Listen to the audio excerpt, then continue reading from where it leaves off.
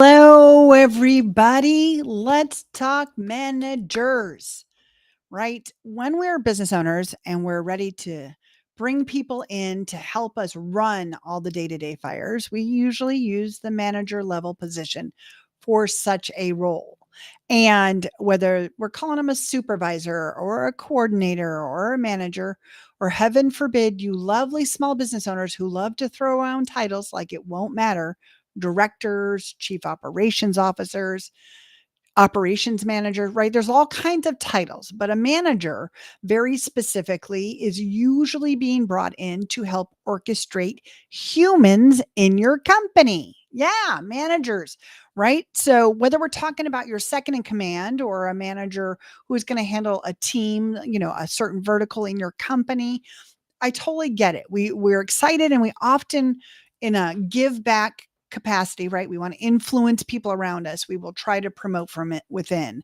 And this is a failure for a couple of reasons. One, I think everybody forgets not everybody can learn everything.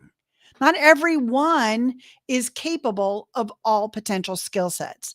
So if we just table that idea right now, let's imagine that we have very smart, able people that we're considering for the manager role, whether coming from inside or coming from outside, right? We're talking about people that are going to come in and represent you and your company's core mission and value.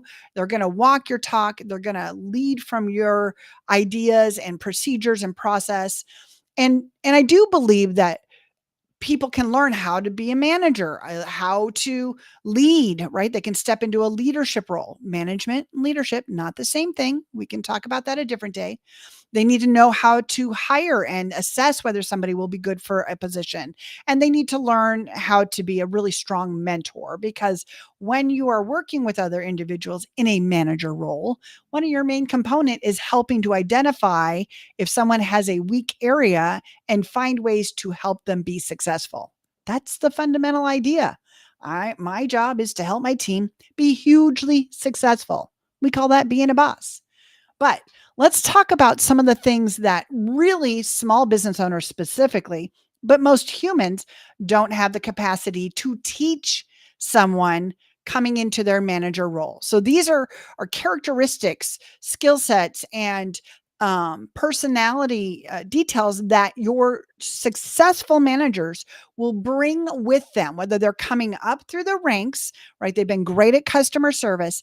They need to have these three things, because you, one, probably don't know how to teach somebody all these three very required pieces.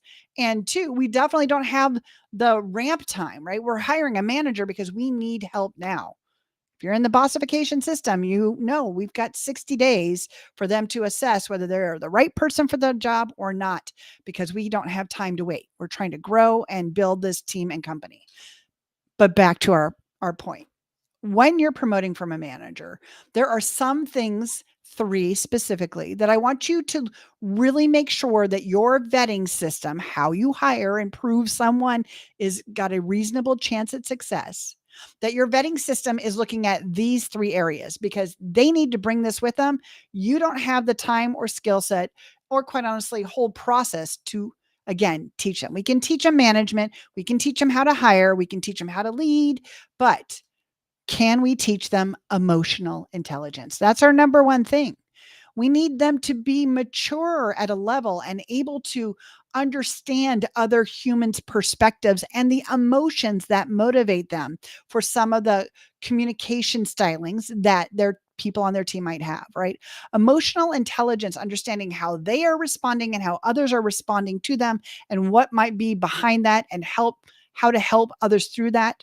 That's emotional intelligence. Again, the how of how we communicate, the how of how we create the right kind of access and space, that can be taught.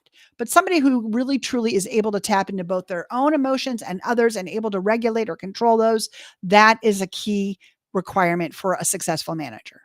The second thing that a really strong manager must bring with them is a possibility mindset. That's what we call it. Possibilities. They have to believe that there is a positive possible outcome in every situation. Perfection is not real. We're not looking for that. And we're not looking for a Pollyanna who just says everything is rainbows and sunshine.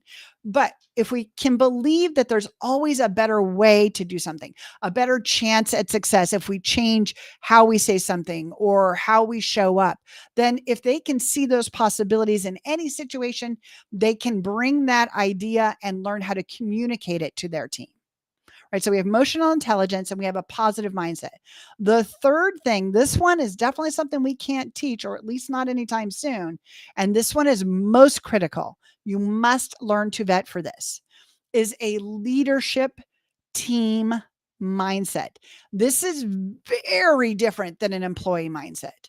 And yes, there are employees out there that can make the jump to this mindset, but it's time and a lot of training. So that's why I would prefer you beautiful small business owners out there to learn how to vet for this. But this is someone that's going to come in and have the company's back in all of their actions and behaviors and decisions.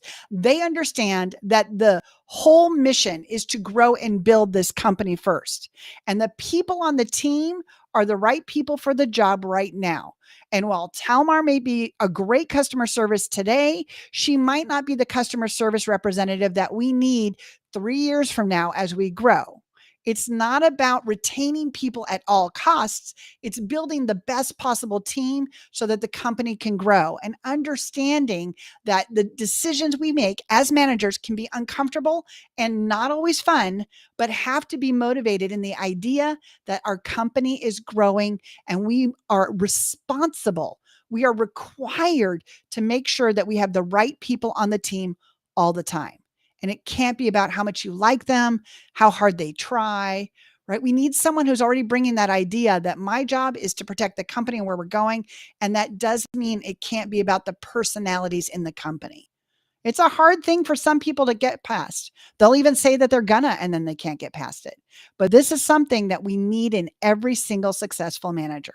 And this has to be a part of your vetting process. Make sure that you add it into your system. If you don't have a system, bossification, Boss HQ, give us a call. But I want you to have great managers that have your back, that have the company's back. And if we can learn to build around those three things, yes, we can up level their management skills or their hiring skills. That stuff is absolutely learnable by you and your team. But let's make sure we've got the people that are going to be the right kind of manager to help you build a leadership team that's all about progressive growth.